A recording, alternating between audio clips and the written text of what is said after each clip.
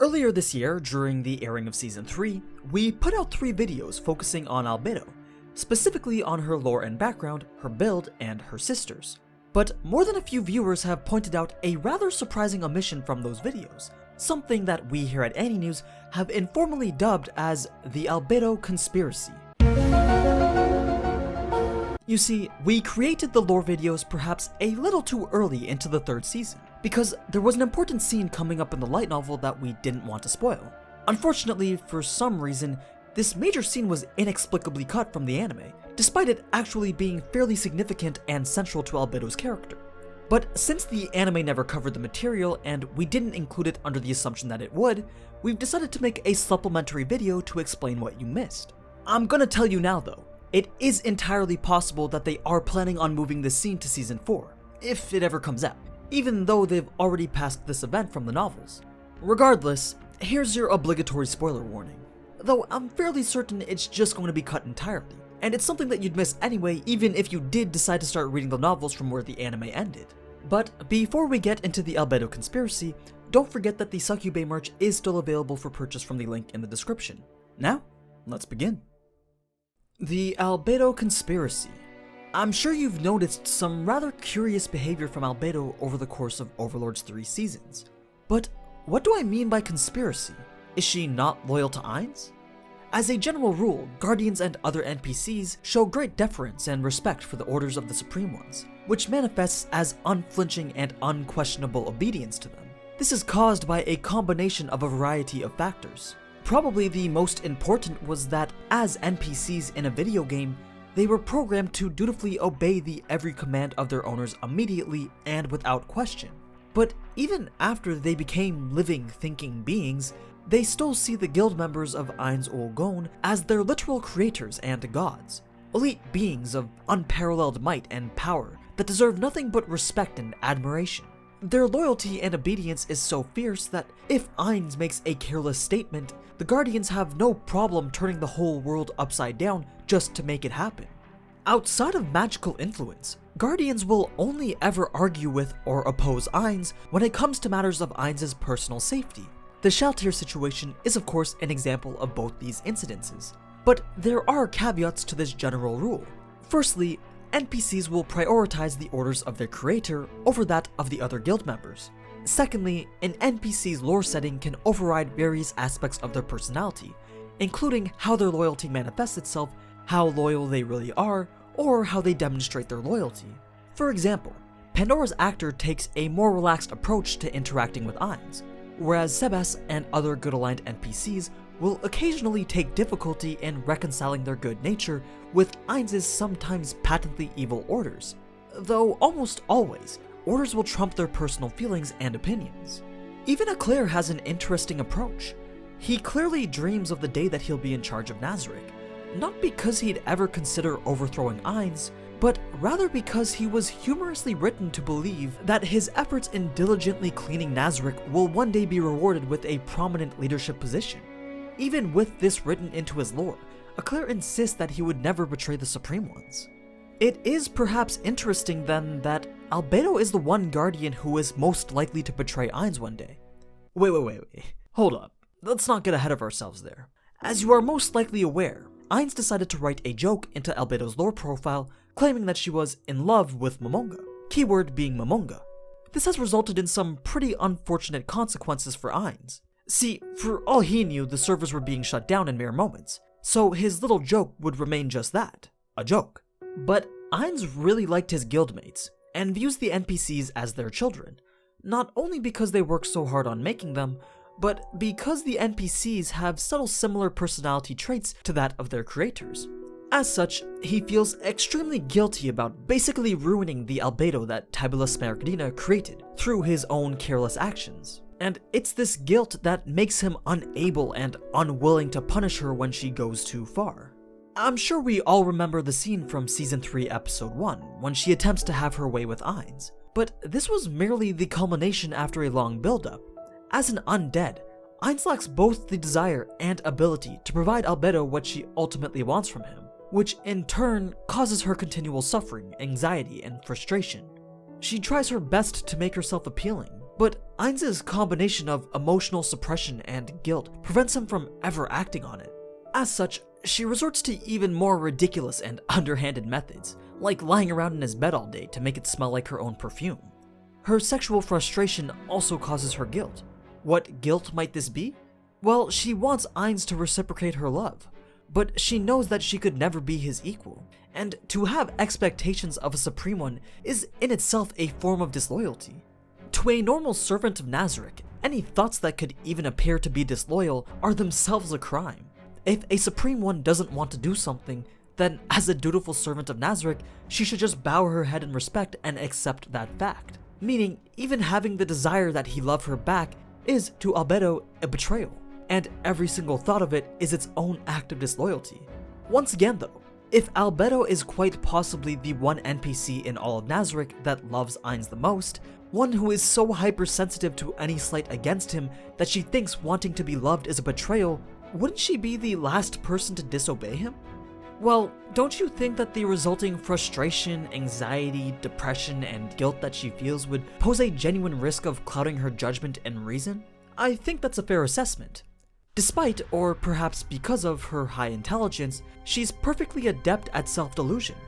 Consider how easily she was able to twist Ainz's statement that he loved all of the NPCs equally into an excuse to pin him down to do what she desired with him. Ironically, Albedo is one of the loudest voices calling for the immediate execution of any NPC who shows any sign that they've had even disloyal thoughts, and I'd argue this is because she seeks to repress her own anxiety and guilt. She is constantly at war with herself over her conflicting emotions of loyalty and love.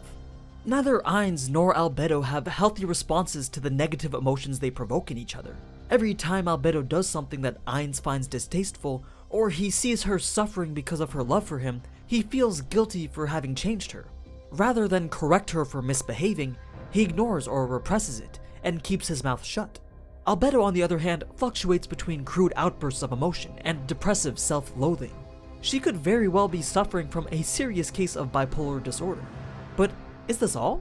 Just some wild speculation over Albedo potentially going absolutely bonkers one day? Well, no. There's one other major aspect that we haven't covered yet, as well as the major cut scene. You see, Albedo's love for Ainz has had an unforeseeable consequence. She seems to outright hate the rest of the Supreme Ones. It's never outright stated that she does, but fan theories have pointed to this as the most reasonable interpretation of a particular scene.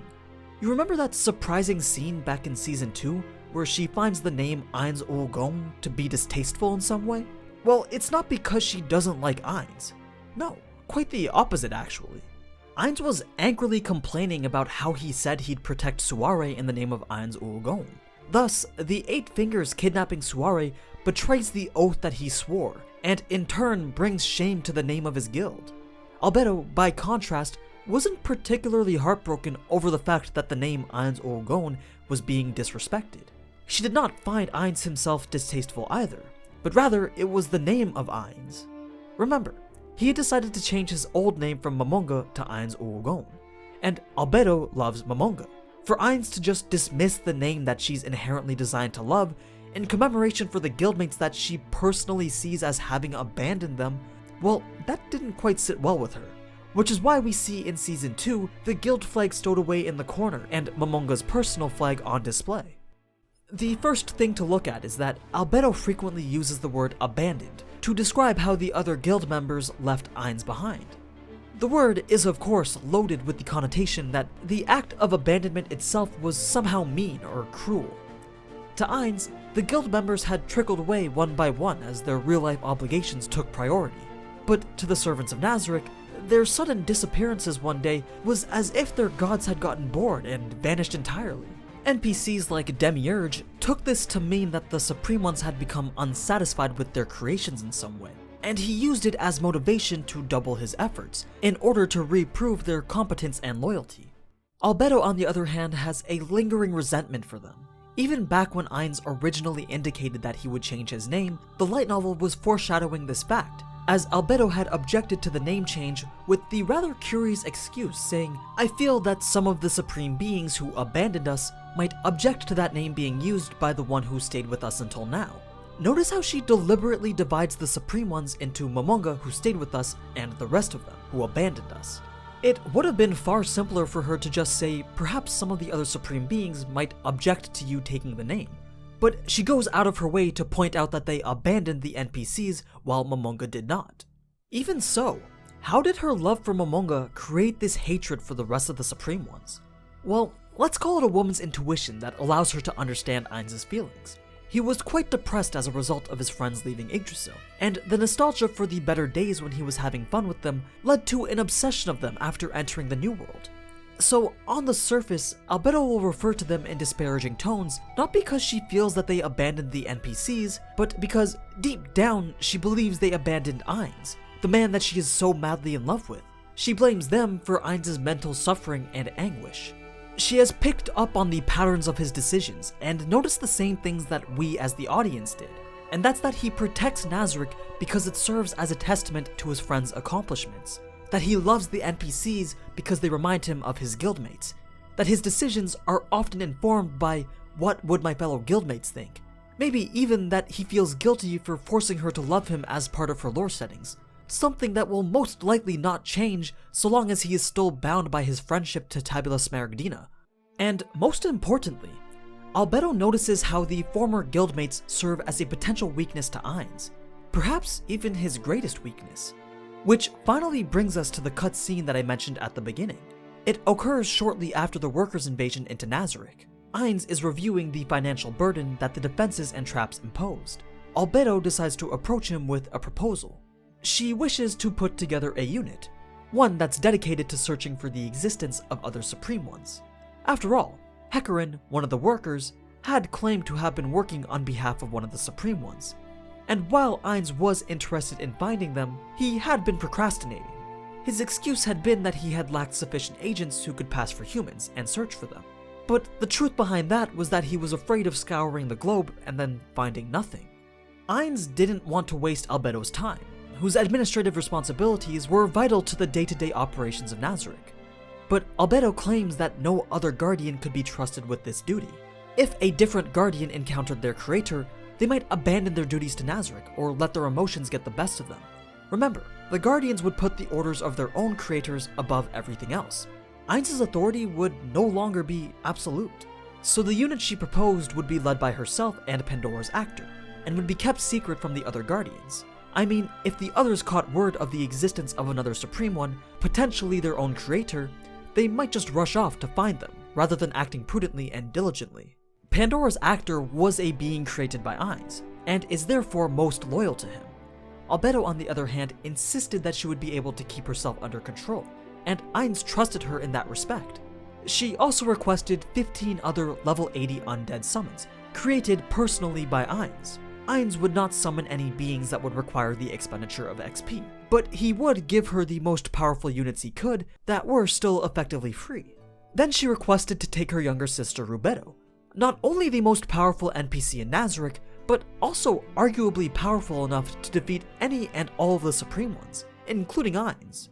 I mean, she is said to be created using a unique process different from other NPCs, and she was very instrumental in stopping the 1500-man invasion of Nazarick. Because of this, Ainz knew Rubedo was extremely dangerous, and didn't want to risk another Shaltir incident. So it makes sense that he would want her to stay on floor 8 where she could be defeated, if she were to ever choose to turn against Nazarick. When questioned on why Rubedo was necessary, Albedo claimed that her true motivation was to put together a dream team of the most powerful units in Nazarick, and Ainz, being so amused by this childish desire, relented and accepted the request. The supportive reasoning being this elite group under her command could also be needed should Nazarick ever encounter hostile players, and so the Albedo task force came to be. Now, finding the Supreme Ones was the goal on the surface, but as fans theorize, Albedo may have some different, more nefarious motivations for this team, much less a task force and more of a hit squad. Remember, this was after the workers had invaded Nazarick, and a key scene during this was Ainz losing his temper. Albedo most likely noticed that the mere mention of the Supreme Ones was enough to rattle Ainz, causing an outburst of emotion and clouding his judgment. Just hinting at the existence of the Supreme Ones was enough to give Hecarim leverage over Ainz, even if it was just for a brief moment. Ainz was even willing to humor his statement, despite its abject implausibility. It's from this that Albedo saw the Supreme Ones as a weakness to Ainz, and something needed to be done about it. And so, in the moments that she's requesting this team, she betrays Ainz by repeatedly lying to his face. Why was she lying? Because, as fans theorize, the true purpose of the team was to be a hit squad, to hunt down and exterminate any other guild members who may have also made their way to the New World, to eliminate them before they can even meet Ainz, and to lie to Ainz by claiming that no other Supreme Ones were ever found. That way, he will eventually abandon the hope of ever meeting them again, and simply forget about them, causing the weakness that stems from them to eventually dissipate. As we had mentioned earlier, just about the only time NPCs are able to directly object to Ainz's proposals is when it concerns matters of Ainz's personal safety. So what happens when it gets to the point of lying to his face, defying his orders, and opposing his desires, all to just protect him? Could an NPC ever do that? Most likely no, but as I hope this video has proven, Albedo is no normal NPC. Ainz's combination of excess trust and guilt towards Albedo results in her getting away with certain things. Albedo is exploiting that trust and leniency and taking it as a license to do what she thinks is best, even if she ultimately hates herself for doing so. Or rather, it's because she hates herself for being so disloyal and unworthy in so many smaller ways that she can ultimately accept being disloyal in such a significant one. Perhaps Albedo has accepted herself and resolved to move forward with grim determination.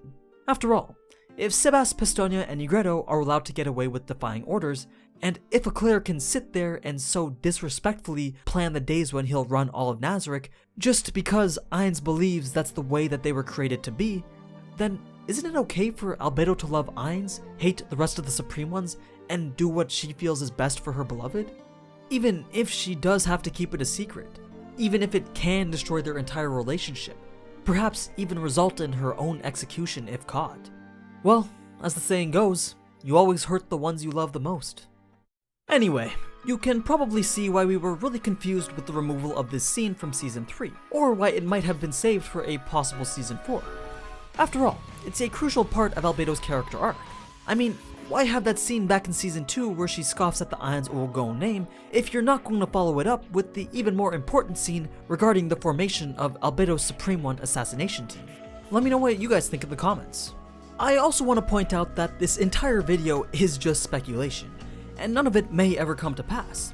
It's a fan theory based on an interpretation of the subtext of Albedo's character. You might read the light novels yourself and come away with an entirely different interpretation of what kind of person she is. Maruyama writes Overlord like a mystery story, something that the anime repeatedly strips away, and he routinely leaves clues about important events hiding in plain sight. He also likes to troll his readers or plays with their expectations, so maybe all these clues are just a red herring, and I'm reading too much into it. Still, it's a popular enough theory that a lot of Overlord fans think it's true, and we've attempted to give it a little bit more weight by psychoanalyzing Albedo, so we hope you found it interesting. Now before I go, once again, let's appreciate this fine character with the Succubate merch, available from the link in the description. But as always, thank you so much for watching, and if you enjoyed this type of anime content, then you already know what to do. So, until next time, ciao!